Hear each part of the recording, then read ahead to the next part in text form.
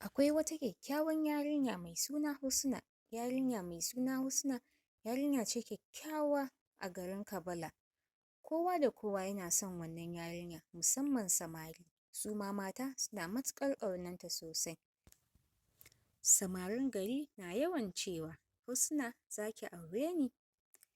Husna sam ba ta da ra'ayin aure a wannan lokaci, kuma ba ta da sha'awar yin haka. Takan ce, na gode, amma ban shirya aure yanzu ba.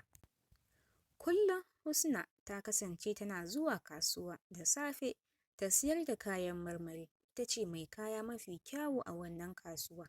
Kowa yana son kayanta, amma babu wanda ya san a ina take zama kuma daga ina take zuwa wannan kasuwa. Saboda ta kasance tana zuwa kasuwa da wuri, sannan tana barin kasuwa tun kafin magariba ya yi. Tana ɓoye wani sirri nata. Mutane da dama sukan tambaya cewa daga ina Husna take zuwa wannan kasuwa, amma bai taɓa amsa ma kowa ba, sai dai kawai ta yi murmushi da kawar da magana. Wata rana wani saurayi kyakkyawa daga wani gari mai suna Usman ya shigo cikin wannan kasuwa yana neman kayan lambu. Can sai ya hango Husna tana zaune da kayan marmari a gabanta. Nan zuciyarsa ta buga, ya ji ya kamu da soyayyar Husna, ya ƙaraso wajenta. Ya ce da ita, Assalamu alaiki, sunana Usman, ke fa? Ta ce, sunana Husna. Bayan ta gabatar masa da sunanta, ta ce masa, me za ka siya?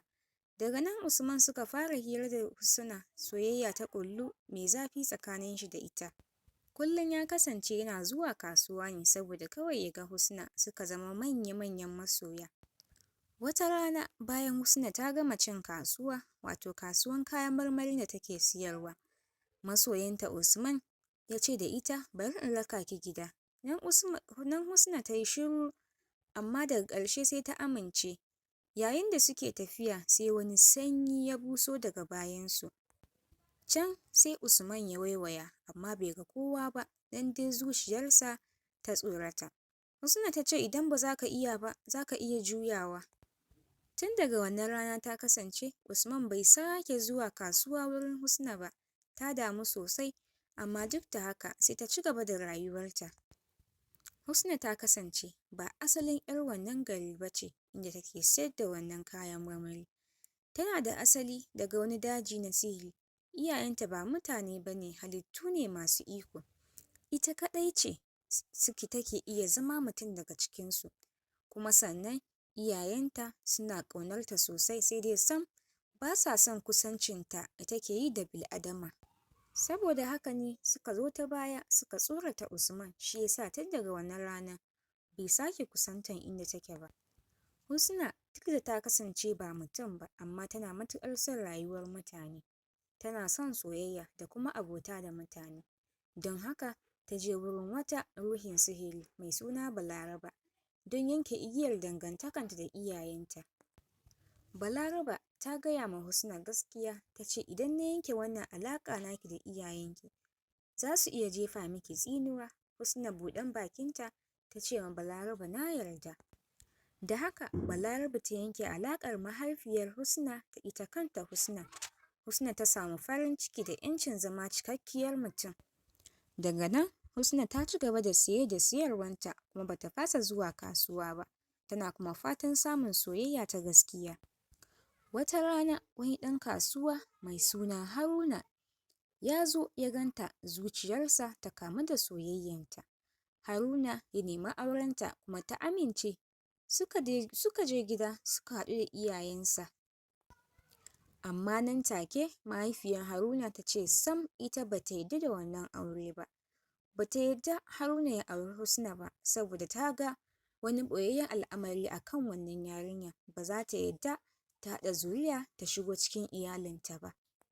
Haruna ya ce mata, Husna, na gode da soyayyar da kika nuna min, amma ki sani alaƙar mu ba za ta yiwu ba, saboda mahaifiyata ba ta so.